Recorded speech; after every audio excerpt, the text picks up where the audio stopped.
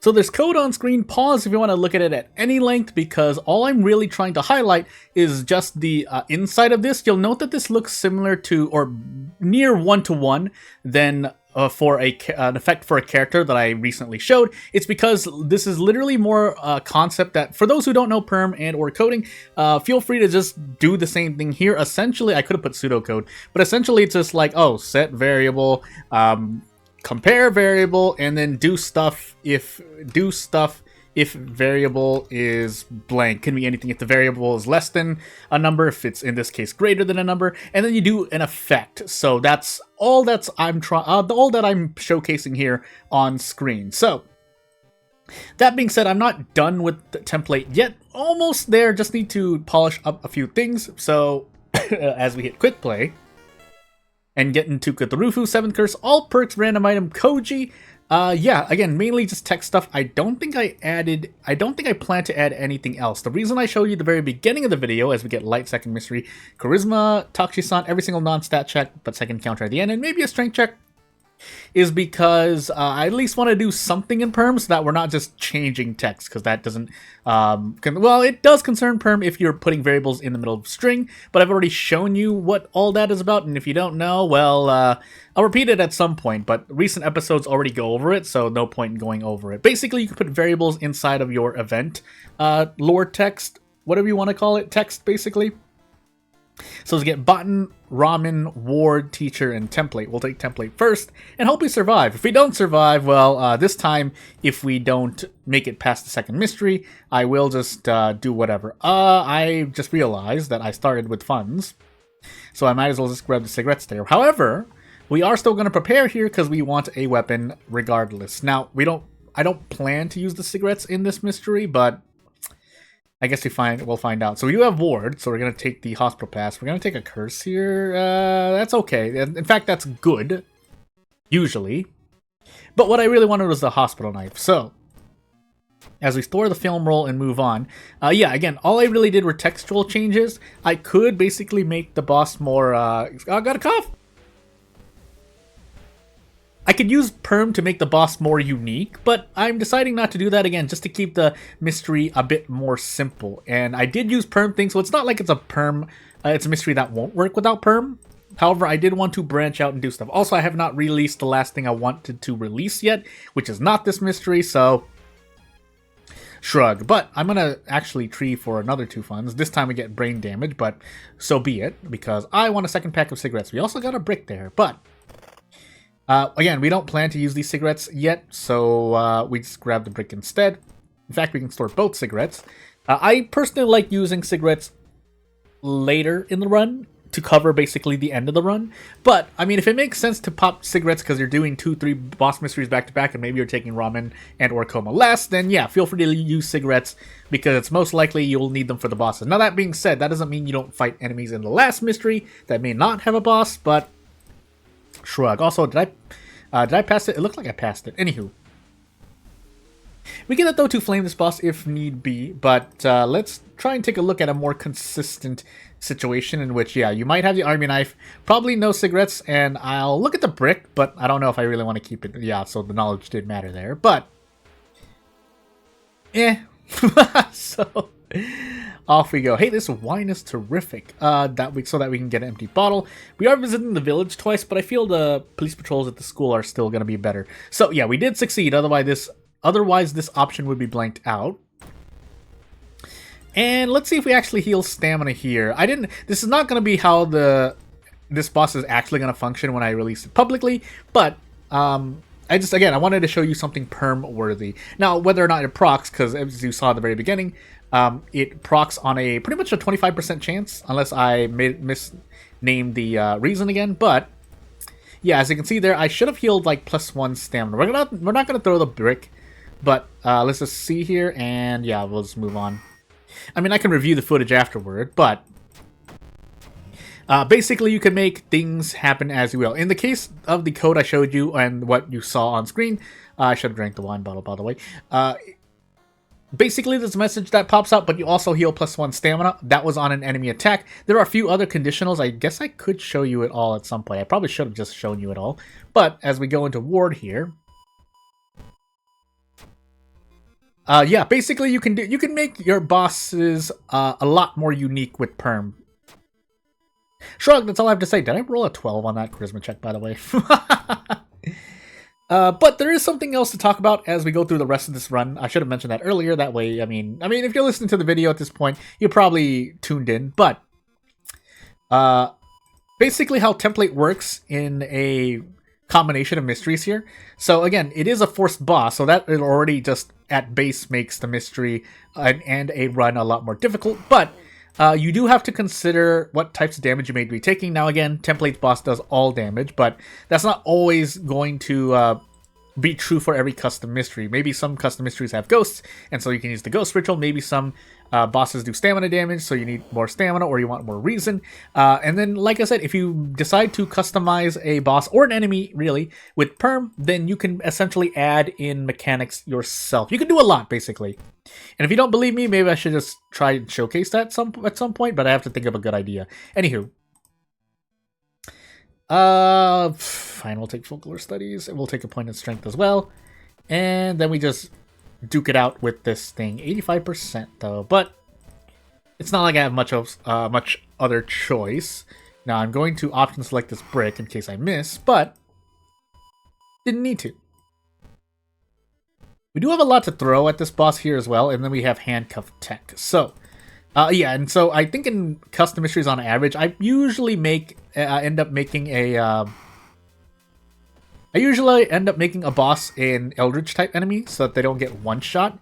I think that's going to be true pretty much every time except for maybe 2 or 3 bosses that I might make, and those would primarily be for custom character specific mysteries. But that's a whole other topic entirely. All you need to know is that there's a lot I could do with Perm. It's just that as my time goes, and I have things to do in life, and then I do other stuff in life, you could do a lot. Just believe me when I say that. And if you don't, I mean, I guess I can just make more stuff at some point on Perm, but that'll happen after completing this mystery. Shrug. But yeah, it's just a little bit more, probably 1 or 2 more things on template as part of your run. Again, it is a boss mystery. It does have luck checks, but usually you don't really care about that anyway. It's not like you'd be building into luck, because luck literally does nothing else other than event success rates. So I'm shrugging in real life as I say, there's not really any reason to take it. Now, that's not saying that we should make a luck weapon, nor should we have a charisma weapon. And in fact, we have effectively a charisma. I almost took deft handling for some reason. We effectively do have a charisma weapon. It's called ally attack. But aside from that, luck is, again, not really used in a lot of places. It's used in some secret places, let's just say. But unless I'm proven wrong, and I could be because I don't know all of the effects of luck, it's other possible effect and other things that luck affects is not as I have to also prepare for Sensor Bunny, is not as impactful to the run. Now, does everything always have to be like at least somewhat significant to a run or something? No, but there's still the objective. Hey, when you crunch the numbers and look at, you know, either an average run or 2 or 3 runs, in case if you're trying to be unlucky or whatnot, or you are unlucky, then yes, you do have to think. Oh my goodness, hold on. Okay, I thought I had messed up for a moment. And now I forgot what I was talking about. Gosh dang it. But something I can't talk about again is enemy types for custom mysteries.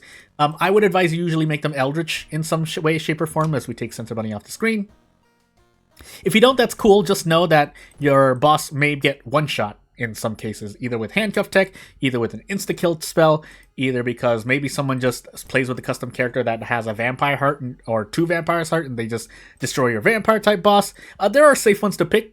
Basically, just don't make your boss a human, if nothing else, but that doesn't mean that the other non-Eldritch enemy types have their own things. You could also say circle, but at least Eldritch type enemies still have effects that work on them. An example would be Second Sight that deals extra damage to Eldritch, whereas there's I don't think there's a single effect, and if there is, it's like hidden in code, that affects the Circle type enemy. The Circle type enemy would include the boss of Timeline B Festival, quote unquote boss, because it's not actually a boss, it's more like a mechanical encounter, but you get the point. Shrug, that's all I'm trying to say. I could say something here, but I'm not going to say it, so... Anywho. Oof. So yeah, as we continue onward, there's a second thing I wanted to talk about with template, and that's, I guess, I don't think it, no, it wasn't what I wanted to talk about. We can move into it first. Is basically how I make my graphics for custom content in general for World of Horror. Now, obviously, if I'm working with a character that from an established IP, that's something different, but yeah, completely making custom stuff, you'll notice that I pretty much usually design things and or copy a lot of the design of World of Horror, you know, objects, characters, people, so on and so forth. So, and I think that makes some sense, but that doesn't mean that, hey, if you're an artist and you decide to make content for World of Horror, it doesn't have to be in the World of Horror style. There are a few rules that you should still probably follow, like staircasing on pixels, but if you don't know what that means, don't worry about it for the moment. But that doesn't mean you can't use your own style in the pixel form that you have. And keep in mind, these are small dimensions of pixels, sometimes basically around the 200 by 200 pixel range. So if you can make your own, if you can, what's the word I'm looking for? If you can showcase your own art style through, I need to level up here by the way, through the number of pixel limitations, even though you have a lot of pixels to work with anyway, then yeah, I mean, do you as an artist. But if you're someone who just wants to make content in general, and you're just an interested player, you're not an artist, you're not a programmer, so on and so forth, then yeah, I mean, there are a lot of resources, at least in PERM, to help you out. Oh, actually both. That sounds disingenuous, I'm sorry. Let me correct myself. There are resources to help you make custom content in World of Horror, whether it's on PERM, and especially if it's not with PERM. And if it's not in PERM, it actually makes things easier because you still have quite a bit of variety in building blocks to make something unique. Now, in that sense, non-PERM custom content usually revolves around stamina, reason, and doom. But you could play with stats, but aside from those 3 or 4 things, you're usually playing around those, and for good reason. I'm not saying that you need to try and make a whole mechanic with non-PERM custom content, but you can still do a lot. And I've always said that. If for no other reason, then we have a lot of custom content at the moment, but you can always have a lot more, basically. Shrug. Also, Doom. So, Monument it is. Is it because we're on Cthulhu, right? Yeah, Cthulhu. I probably shouldn't have traded Reason, but it's too late now, so... Yep, off we go. Also, I never used the cigarettes. We'll use them now. Yeah, we'll use them now. And we'll hold on to these library notes in case I need to get a bit more funds. If random item stats allowed, because I think we are on random item stats. Anywho. Oh, my body. I did eat like 30 minutes ago, so... I don't want to fight this. I don't know how much the shovel does. I completely forgot. That's not enough to break a threshold. Can I go for a dodge with 4 dexterity? It doesn't seem... Okay, we can. So we're going to do this, hope for a dodge, and yeah, move on with life. We did dodge, so it's time to throw the branch. And off we go. I would have actually considered running if I had not dodged there, but worked out. Now, 86% Doom is still a lot to chew through, so... Whoops. Check them later, because I'm now conscious of reason decrease being, not converted, but attributing to Doom increases, so, yeah. Thank goodness for adrenaline, by the way, but should be able to fit 2 attacks in here. Prep attack? Question mark? Yeah. So, yeah, with template boss mystery, I think there's 1 extra investigation because most mysteries have 7 investigations. I didn't feel it was enough to add in the amount of custom events I wanted to. Now, workaround there would be to link events together, but I didn't feel like doing that this time. Again, I wanted to make a more simple PERM custom mystery so that if anyone's interested, you can take a look. Now, that being said, quick tangent here. The way that this series is set up, you won't really know it aside from the thumbnails, and that's already 2 steps too much removed for people to, look for, say, hey, I heard Jordan made a custom character in PERM. Where can I watch videos in which he did that? And then you have to, like, sift through 60 plus, now reaching 70 plus episodes of the at-base PERM series. But anywho, should I have taken this in the face, by the way? I don't feel like I should have. Well, too late now. Funny that we have prayer beads. I think the arm sling is the stamina version, where you get 10... Nope, never mind. Faster spiritual actions. I mean, we're not equipping anything else, so, yeah, and funny enough, this wine bottle doesn't do anything for me either. Could have maybe leveled up. Okay, never mind, we got Book of Gore, but now Doom is still our primary issue. So, we are going to do, and it's particularly because Cthulhu exists. We don't have a light source, the camera does not count, so we take just a bunch of Doom damage. Now, that being said, because we have, what's the spell? I'm going crazy. Book of Gore. We don't have to worry about stamina or reason dropping to 0 or below, but, again, my worry was not the stats, it was actually the Doom. So, what did I do second? Of course I did template first. I think I took teacher second. Never mind, I'm going crazy. But yeah, all I really wanted to show you is template, so not really much else to say here. By the time I do my next episode, it should be near done. Now, is it going to be uploaded? I guess we'll see. But yeah, without further ado,